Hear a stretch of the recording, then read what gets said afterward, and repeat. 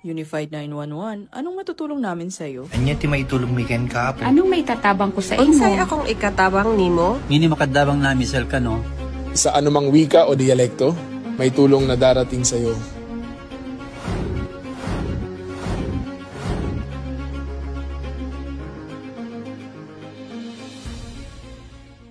Lilingkod sa bawat Pilipino at magbibigay ng tamang impormasyon para sa tahimik at maayos na Pilipinas. Police News Network, alagad ng batas, tagapagtaguyod ng balitang pulis, sandigan ng mamamayan, patnubay ng katotohanan. La Campo Crame, maghahatid ng pinakahuling kaganapan at nagbabagang balita. Ito ang PNN Police News Network. At ngayon, ang inyong mga tagapagbalita. Magandang araw, bagong Pilipinas. Ako ang inyong alagad ng batas, tagatuguyod ng balitang pulis. Ako po si Patrolman Edwin Baris. Maghahatid sa inyo ng tamang balita, kwento ng pulis at serbisyo para sa mamamayan. At ito ang PNP News Online. Ang pangunahing balita ng Police News Network, alagad ng batas, tagataguyod ng balitang pulis.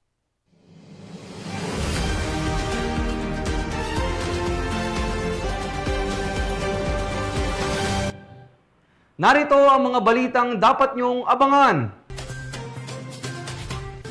PNP Bohol, naka-full alert status matapos tumama ang malakas na lindol sa hilagang bahagi ng Cebu.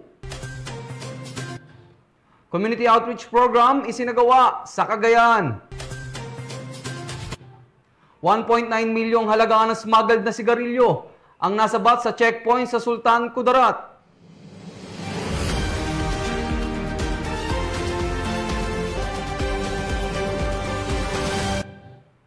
Narito ang mga balitang hatid ng PNN correspondents mula sa iba't ibang panig ng bansa.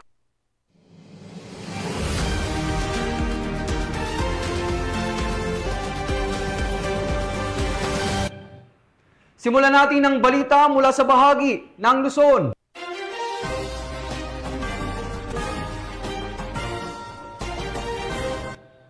Sa paghahain ng warrant of arrest na may kaugnayan sa illegal na droga, arestado ang isang 37 anyos na lalaki sa mga otoridad sa Pangasinan. Patrolman Dennis Carinal, ibalita mo. Arestado ng mga tao ng Balongaw PNP ang isang lalaki sa Barangay San Aurelio, 2nd Balongaw, Pangasinan, bandang alas 9:30 ng umaga noong October 1, 2025. Kinilala ang sospek ni Salias Berg, 37 taong gulang binata at residente ng sabing barangay. Maharap ito sa dalawang kasong kriminal dahil sa paglabag sa Section 5 at 11 ng Article 2 ng Republic Act 9165 o ang Comprehensive Dangerous Drugs Act of 2002. Ang warrant of arrest laban kay Bert ay nilabas ni Honorable Rosalyn C. Andrada Borja, presiding judge ng Regional Trial Court Branch 53 Rosales, Pangasinan, noong September 10, 2025 na walang rekomendadong piyansa. Ayon sa Balongaw Police Station, sinunod nila ang tuntunin ng Korte Suprema hinggil sa paggamit ng body-worn camera at alternative recording device sa pagsisilbi ng warrant upang masiguro ang maayos na dokumentasyon ng mga operasyon. Ang tagumpay ng operasyon ay bunga ng magandang ugnayan ng mamamayan at ng pambansang pulisya para mas lalong mapaigting ang kampanya laban sa kriminalidad para sa maayos at ligtas na bagong Pilipinas. Mula dito sa Ilocos Region, ako po yung Police News Network Correspondent, Patrolman Dennis Carinal, alagad ng batas, tagataguyod ng balitang pulis. Maraming salamat, Patrolman Carinal. Mainit na sinalubong ng mga mag-aaral ng Tanglagan, Gataran, Cagayan ang mga tauhan ng RPSB at 2nd Provincial Mobile Force Company matapos ang kanilang isinagawang Community Outreach Program.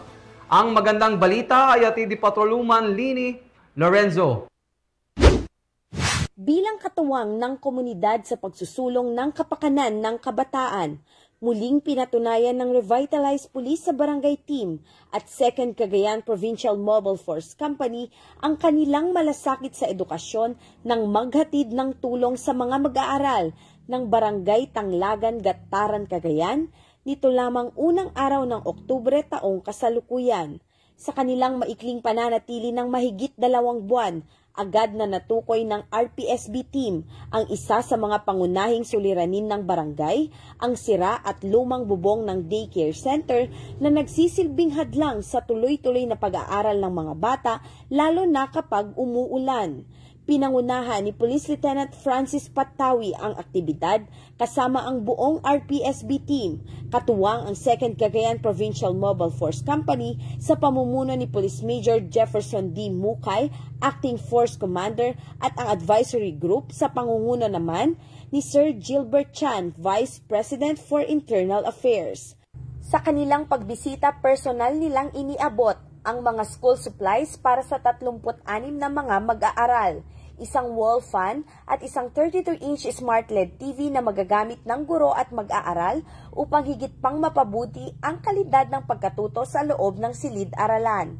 Ang nasabing aktibidad ay bahagi ng Adapt a School project ng RPSB na naglalayong hindi lamang maghatid ng paunang suporta kundi magsilbing simula ng mas matibay na ugnayan para sa ikabubuti ng edukasyon sa komunidad. Bahagi ng kanilang long-term plan ang pagsasaayos ng nasirang bubong ng daycare center upang masiguro ang ligtas at maayos na pag-aaral ng mga kabataan. Sa kasalukuyan, isinasagawa na ang koordinasyon ng RPSB team sa mga ahensya at pribadong sektor upang maisakatuparan ang proyektong ito sa lalong madaling panahon. Patuloy ang RPSB team at 2nd Cagayan PMFC sa pakikipag-ugnayan sa iba't ibang ahensya at stakeholders upang mas matugunan ang mga pangunahing pangangailangan ng barangay sa loob ng 6 na buwang deployment. Ang kanilang pagkilos ay patunay ng serbisyong mula sa puso para sa kabataan at kinabukasan ng bayan. Mula dito sa Lambak ng Cagayan, ako ang inyong PNN correspondent, Patrolwoman Lainey Lorenzo. Alagad ng batas, tagataguyod ng Balitang Pulis. Maraming salamat, Patrolwoman Lorenzo. Isang caliber 38 revolver, bala at granada ang nasabat sa 2 lalaking suspect matapos ang isinagawang oplansita ng San Miguel Municipal Police Station sa Bulacan. Patrolwoman Cristalin Javier sa report. Ang 2 individual matapos makumpiskahan ng baril, bala at granada sa isinagawang oplansita ng mga tauhan ng San Miguel Municipal Police Station dakong alas 2 ng madaling araw sa Barangay San Agustin, San Miguel, Bulacan. Kinilala ni Police Lieutenant Colonel Muhammad Tauf Abduhalim, Acting Chief of Police ng naturang istasyon, ang 2 lalaki na 24 anyos at 21 anyos na pawang residente ng Baliwag, Bulacan. Ayon sa ulat, pinatigil ng otoridad ang 2 suspect na sakay ng motorsiklo matapos mapansin na wala silang suot na helmet. Habang inaasikaso ang naturang paglabag, napansin ng mga pulis ang nakaumbok sa baywang ng angkas at nadiskubreng armado ito. Ipinagpatuloy ang inspeksyon at napatunayang walang maipakitang kaukulang dokumento ang mga akusado na nagtangka pa umanong manlaban. Nasamsam mula sa kanilang isang caliber 38 revolver na kargado ng 5 bala. Samantala, nakumpiska naman mula sa driver ng motorsiklo ang isang granada na nakatago sa dala nitong body bag. Naharap ang mga suspect sa kasong paglabag sa Republic Act 10591 o Comprehensive Firearms and Ammunition Regulation Act, RA 9516 o Illegal Possession of Explosive at Direct Assault upon an Agent of a Person in Authority. Patuloy ang Bulacan PNP sa pamumuno ni Police Colonel Angel L. Garciliano, Provincial Director ng Bulacan Police Provincial Office, sa pagpapatupad ng mas pinaigting na kampanya laban sa kriminalidad upang matiyak ang seguridad at kapayapaan ng bawat mamamayan sa kanilang nasasakupan. Mula dito sa Bulacan Police Provincial Office, ako ang inyong PNN correspondent, Patrolwoman Pearl Cristalin Javier, alagad ng batas, tagataguyod ng Balitang Pulis. Maraming salamat, Patrolwoman Javier. Sa bisa ng warrant of arrest, walang kawala ang isang regional most wanted person na may kasong may kaugnayan sa iligal na droga sa mga tauhan ng Rizal PNP sa Binangonan, Rizal. Ang buong detalye ay mula kay Patrolman Mark Lawrence Atencio. Isang regional most wanted person sa pinagsanib na puwersa ng Antipolo Component City Police Station, CIDG Rizal Provincial Field Unit at Regional Mobile Force Battalion 4A sa Binangonan, Rizal nito lamang Oktubre 1, taong kasalukuyan. Kinilala ang sospek na si alias Jojo, pawang residente ng barangay Kalumpang, Binangonan, Rizal. Naaresto ang sospek sa bisa ng warrant of arrest para sa kasong paglabag sa Republic Act 9165 o Comprehensive Dangerous Drug Act of 2002 na inalabas ng Regional Trial Court Branch 68 Binangonan, Rizal. Ang Rizal Police Provincial Office ay patuloy na magsasagawa ng operasyon laban sa mga taong may pagkakasala sa batas upang mapanatili ang kaayusan at ligtas na komunidad. Mula dito sa Calabarzon, ako ang inyong Police News Network Correspondent, Patrolman Mark Lawrence Atencio. Alagad ng batas, tagataguyod ng balitang pulis. Maraming salamat, Patrolman Atencio. Mahigit 600 pulis mula sa Bicol ang na-deploy para tiyaking maayos at ligtas ang bawat dadalo sa naganap na trillion peso march sa Naga City. Magbabalita dyan si Patrolwoman Carmela Panganiban. Mahigit 600 tauhan ng PNP Bicol ang na-deploy noong ika-1 ng Oktubre taong kasalukuyan upang tiyakin ang ligtas, mapayapa at maayos na pagdaraos ng trillion peso march sa Naga City. Ang nasabing aktibidad ay dinaluhan ng libu-libong individual at iba't ibang organisasyon na nakiisa sa mapayapang march rally laban sa korupsyon. Ang mga kapulisan ay inilagay sa mga pangunahing lugar upang masiguro ang kaligtasan ng lahat ng dumalo, mapanatili ang kaayusan at mabantayan ang daloy ng pagtitipon mula sa umpisa hanggang sa pagtatapos nito. Sa ilalim ng komprehensibong security plan, ang PNP ay nag-focus sa pamamahala ng trapiko, pagbabantay sa paligid at kahandaan ng quick reaction teams at civil disturbance management units. Pinalakas din ang mga hakbang sa seguridad sa pamamagitan ng karagdagang pagbabantay sa venue at mga checkpoint, gayon din ang pagpapalakas ng perimeter security sa Basilica Minore at Liboton Crossing. Ang mga CDM, QRT at RSSF contingents ay nakaantabay malapit sa Basilica upang agad makaresponde sakaling nagkaroon ng emergency. Tiniyak ng PNP Bicol sa publiko na ang mga pulis ay nananatiling mahigpit sa pagbibigay proteksyon at kaligtasan sa lahat at sa pagpigil ng anumang illegal na gawain at kriminalidad. Mula dito sa Naga City, ako ang inyong PNN correspondent, Patrolwoman Carmela Panganiban, alagad ng batas, tagataguyod ng balitang pulis. Maraming salamat, Patrolwoman Panganiban. Sa puspusan operasyon ng PNP kontra illegal na droga, arestado ang 2 lalaki sa bypass operation ng mga tauhan ng Pasay City PNP.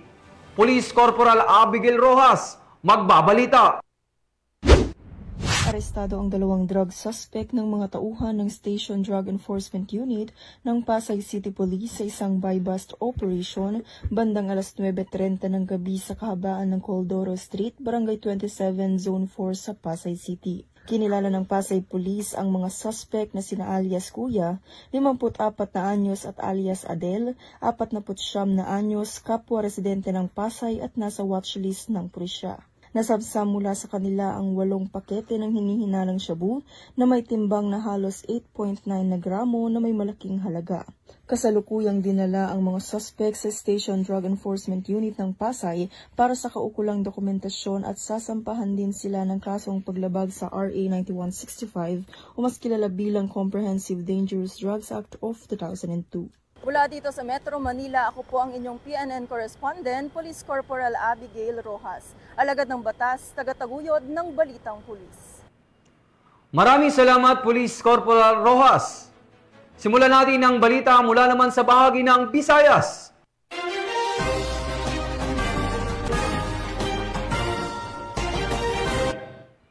Hindi na nakapalagpa ang isang wanted person na may kasong rape sa isinagawang operasyon ng Iloilo PNP sa Kalinog, Iloilo. Tinutukan niya ni Patrolwoman Ledeline Bansagon. Sa patuloy na kampanya ng kapulisan laban sa most wanted persons at sa layunin may patupad ang hustisya para sa mga biktima ng karahasan, Matagumpay na naaresto ng pinagsanib na pwersa ng mga kapulisan ng Iloilo ang isang top 3 provincial most wanted person sa Barangay Poblasyon Ilaya, Kalinog, Iloilo. Dakong 1:50 ng hapon nito lamang ika-1 ng Oktubre taong kasalukuyan. Ang operasyon ay pinamumunuan ng Intel Operatives ng 602nd Company, RMFB 6 sa pamumuno ni Police Captain Roy C. Compe, Officer in Charge, katuwang ang mga tauhan mula sa Kalinog Municipal Police Station, 2nd Company Provincial Mobile Force Company, PNP Anti-Kidnapping Group, at Regional Intelligence Unit 6. Kinilala ni Police Captain Compeng na aresto na si alias John, 20 taong gulang, binata at residente ng Barangay Ulayan, Kalinog, Iloilo. Si alias John ay kabilang sa top 2 most wanted person sa municipal level at top 3 sa provincial level ay naaresto sa bisa ng warrant of arrest para sa kasong rape by carnal knowledge. Ang naturang warrant ay nilabas at nilagdaan ni Honorable Elijo Sharon Gonzales Herrera Billones, Presiding Judge ng Regional Trial Court, Branch 27, 6th Judicial Region, Iloilo City, noong August 20, 2025, na may probisyon na no bail recommended para sa pansamantalang kalayaan ng akusado. Matapos ang pagkakaaresto, na ipinaalam sa kanya ang karapatang konstitusyonal sa wikang kanyang lubos na nauunawaan. Siya ay kasalukuyang nasa kustudiyan ng Kalinog MPS para sa kaukulang dokumentasyon at formal na disposisyon ng kaso. Ipinapakita nito ang dedikasyon at malasakit ng kapulisan sa pagpapanatili ng kapayapaan at kaayusan sa komunidad. Patunay din ito ng matatag na ugnayan at koordinasyon ng iba't ibang law enforcement agencies sa rehiyon upang masiguro ang pagbibigay ng hustisya para sa mga biktima ng krimen. Ang ganitong mga tagumpay ay nagpapatibay ng tiwala ng mamamayan sa PNP at nagsisilbing paalala na walang makakatakas sa mahigpit na pagpapatupad ng batas. Mula dito sa Police Regional Office 6, ako ang inyong Police News Network Correspondent, Patrolwoman Ledelyn Bansagon, alagad ng batas, tagataguyod ng Balitang Pulis. Maraming salamat, Patrolwoman Bansagon. Matapos tumama ang malakas na lindol sa ilagang bahagi ng Cebu, naka-full alert status na ang PNP Bohol upang mapagandaan ang epekto nito sa riyon. Patrolwoman Flora May Azares magbabalita. Tapos ang 6.9 magnitude na lindol na tumama sa hilagang bahagi ng Cebu, agad na nagpatawag ng emergency meeting ang Provincial Disaster Risk Reduction and Management Council sa Bohol Provincial Capital upang paghandaan ang mga posibleng epekto ng lindol sa lalawigan. Dumalo sa pulong si Police Colonel Patricio Sidigay Jr., Provincial Director ng Bohol Police Provincial Office, at tiniyak ang aktibong partisipasyon ng PNP sa pagpapanatili ng kaayusan, kaligtasan at agarang pagtugon sa mga insidente kaugnay ng sakuna. Matapos ang pagpupulong, agad na nadeklara si Police Colonel Digay ng full alert status sa buong lalawigan ng Bohol simula alas 8 ng umaga ng Oktubre 1. Inatasan niya ang lahat ng hepe ng pulisya sa mga lungsod at bayan na makipag-ugnayan sa mga local DRRMOs at partner agencies upang magsagawa ng damage and needs assessment, inspection sa mga critical infrastructure at vital installations, at upang masiguro ang kahandaan ng mga puwersa sa anumang maaaring mangyari. Kabilang sa mga lugar na agad na ininspeksyon ay ang Tagbilaran, Dawis New Bridge at ang Bohol Panglao International Airport, kung saan personal na nagtungo si Police Colonel Digay upang tiyakin ang kaligtasan ng mga istruktura at ng mga mamamayan. Maliban sa inspeksyon, tiniyak din ng BPPO ang kahandaan ng kanilang mga search and rescue teams sakaling kailanganin, habang nagpapatuloy ang mahigpit na seguridad at monitoring sa buong lalawigan. Sa kabila ng banta ng aftershocks, nananatiling matatag at handa ang PNP Bohol sa pamumuno ni Police Colonel Digay na maglingkod at magsagawa ng lahat ng kinakailangang hakbang upang maprotektahan ang buhay at kaligtasan ng bawat mamamayan. Mula dito sa Cebu Police Provincial Office, ako ay inyong Police News Network Correspondent, Patrolwoman Flora May Azares, alagad ng batas, tagataguyod ng Balitang Pulis. Maraming salamat, Patrolwoman Azares. Top 7 Provincial Most Wanted Person na may kasong qualified rape, arestado sa operasyon ng Hilongos Municipal Police Station. Ang balitang ito ay hatid ni Patrolwoman Camberley Flores. Arestado na ang 7 provincial most wanted person na may kasong qualified rape of minor matapos mahuli sa Barangay Tambis, Hilongos, Leyte. Bandang alas 7:20 ng gabi nang maaresto ang akusado ng mga tauhan ng Hilongos Municipal Police Station kasama ang Provincial Intelligence Team Southern Leyte, Regional Intelligence Unit 8 at Leyte Provincial Intelligence Unit sa bisa ng warrant of arrest para sa kasong qualified rape of a minor na walang inirekomendang piyansa. Ang akusado ay dinala sa Hilongos MPS para sa kaukulang dokumentasyon at tamang disposisyon. Patuloy ang ating kapulisan sa pagsasagawa ng mga operasyon upang mahuli ang mga lumalabag sa batas, may hatid ang hustisya sa mga naging biktima at mapanatili ang kaayusan at kaligtasan ng komunidad tungo sa minimithi natin na bagong Pilipinas. Mula dito sa Eastern Visayas, ako ang inyong PNN correspondent, Patrolwoman Flores, alagad ng batas, tagataguyod ng Balitang Pulis. Maraming salamat, Patrolwoman Flores. Simulan natin ang balita mula naman sa bahagi ng Mindanao.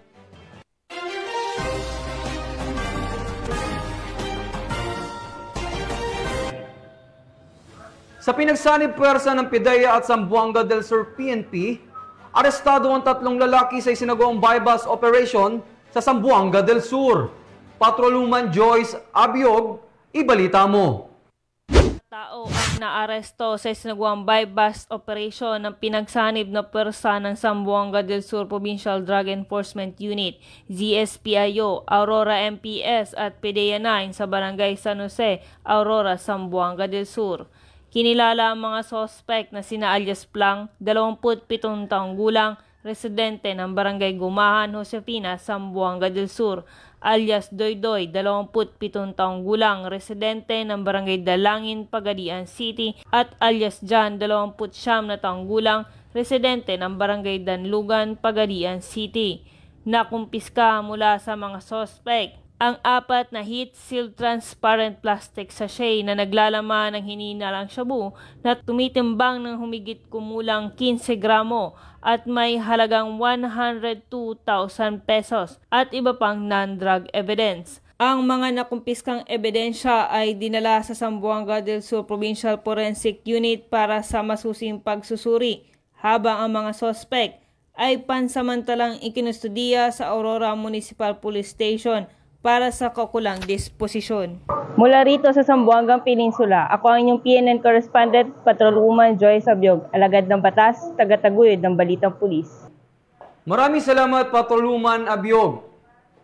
Sa mabilis at agarang aksyon ng Cagayan de Oro City PNP, arestado ang 3 sospek na naaktuang nagnanakaw ng steel railings sa Makanan Flyover Carmen, Cagayan de Oro City. Ibabalita yan ni Patrolwoman Rhea May Sanchez.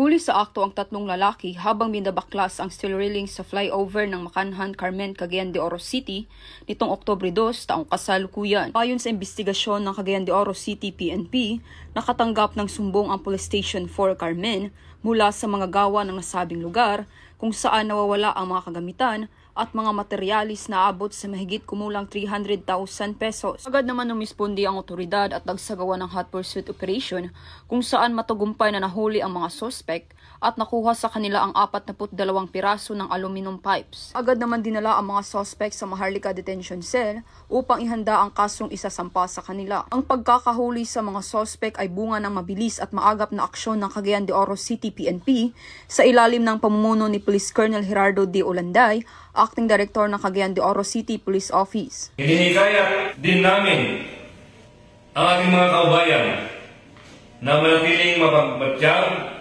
at makipagtulungan sa kapulisan.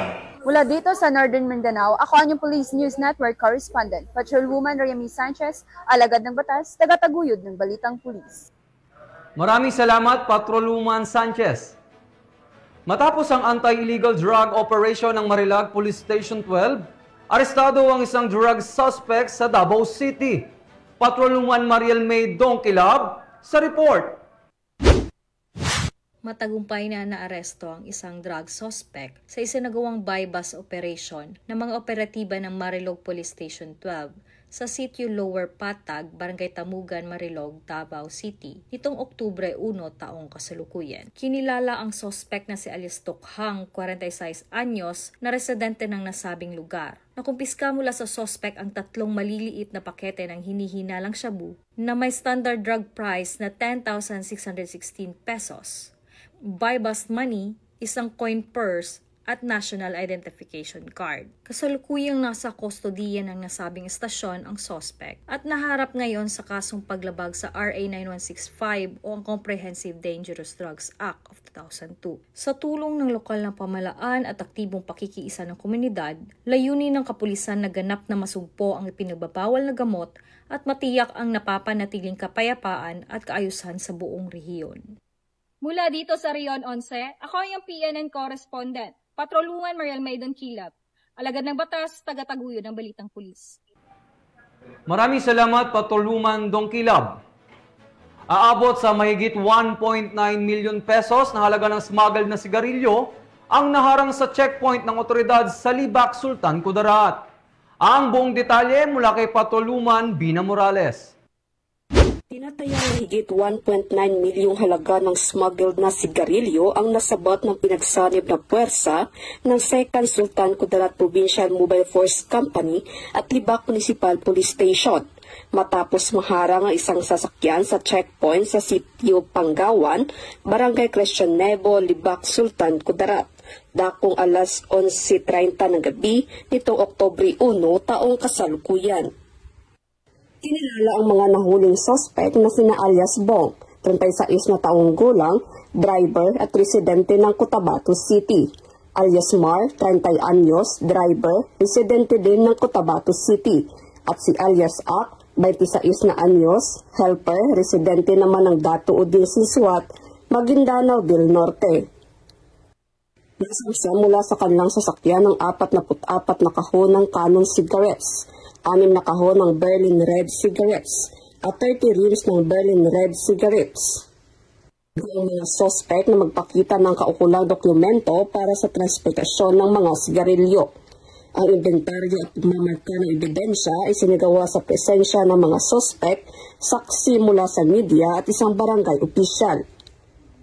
Ang mga suspect at nakumpiskang sigarilyo ay nasa kustodiya na ng Libak MPS para sa tamang dokumentasyon at disposisyon.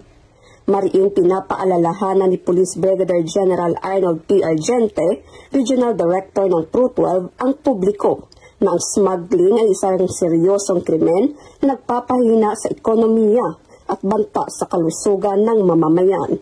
Nananawagan din ang Regional Director sa publiko na makipagtulungan at magsuplong ng impormasyon upang masugpo ang ganitong iligal na gawain at mapanatili ang kapayapaan at kaayusan sa ilalim ng bagong Pilipinas.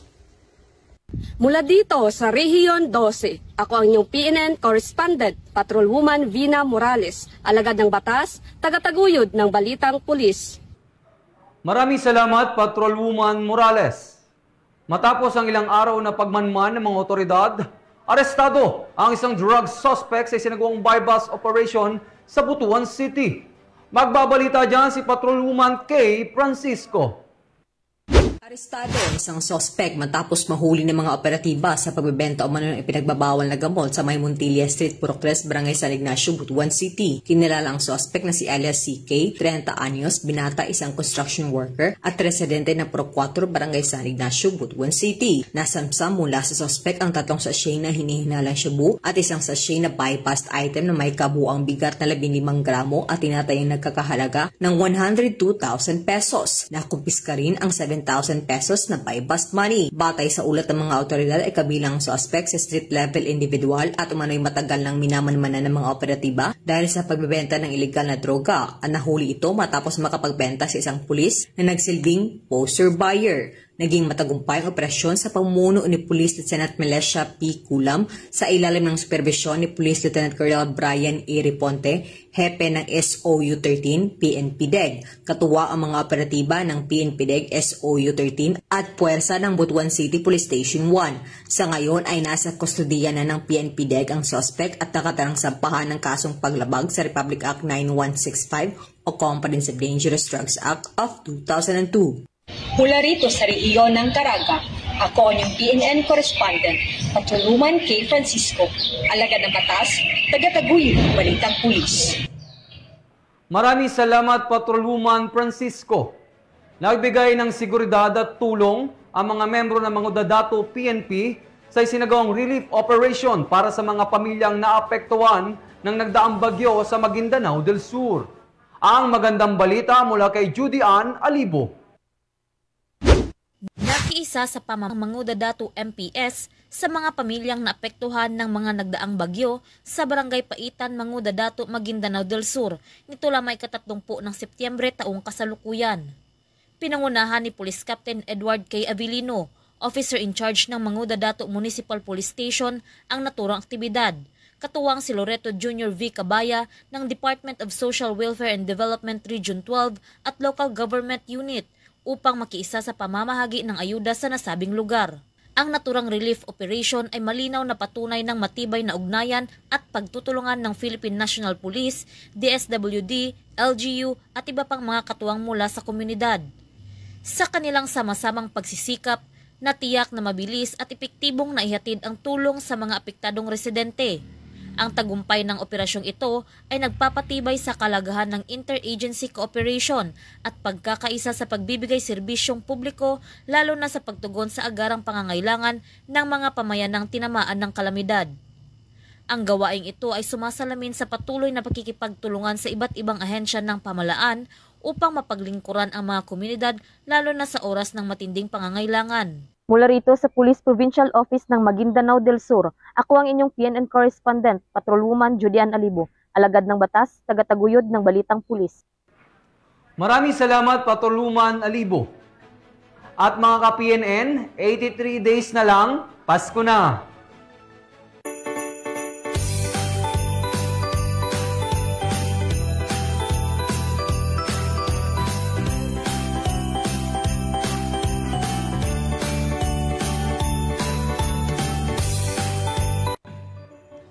Sa ngalan ng pamunuan ng Philippine National Police, sa pangunguna ni Acting Chief PNP Police Lieutenant General Jose Melencio Artates Jr. at sa pamumuno ni President Ferdinand Bongbong Marcos Jr., kami ay maglilingkod sa bawat Pilipino at magbibigay ng tama at balansing balita. Mula rito sa tanggapan ng tagapag-ugnay ng Pambansang Pulisya, kami ang inyong alagad ng batas, tagataguyod ng Balitang Pulis. Ako ang inyong tagapag-ugnay, ako po si Patrolman Edwin Baris. Maghahatid ng tamang balita, kwento ng pulis at serbisyo para sa mamamayan. At ito ang PNP News Online, ang pangunahing balita ng Police News Network.